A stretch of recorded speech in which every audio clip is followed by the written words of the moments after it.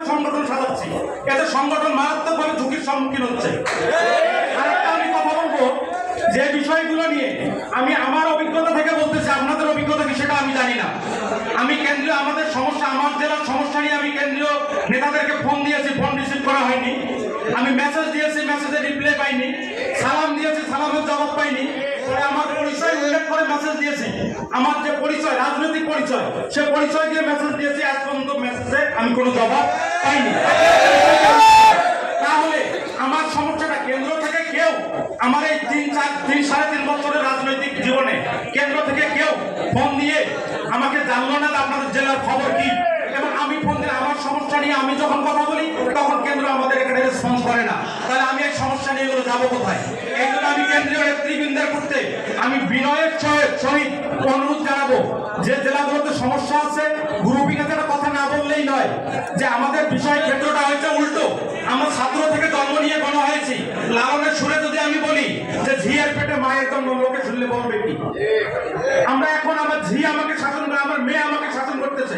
এটা খুব একটা রাজনৈতিক মাঠে গিয়ে আমরা খুব বিব্রতকর অবস্থায় পড়ি। এখন আমি দাঁড়াইছি, একজন ছাত্র নেতা বলতেছে আমাকে আজাদের কথা শুনে না, সেদিন রাজনীতিতে 7 বছর থেকে আমি করতেছি, 18 সাল থেকে আমি গণ অধিকারকে আমি প্রতিষ্ঠা করেছি। বিব্রত হতে হয়। ওই লোকটার কাছে যখন আরেকবার যাই তখন কি বলে, যে তোমার ছাত্র সংগঠনে তোমার মান্না, তুমি কোন ইমাম হইছো?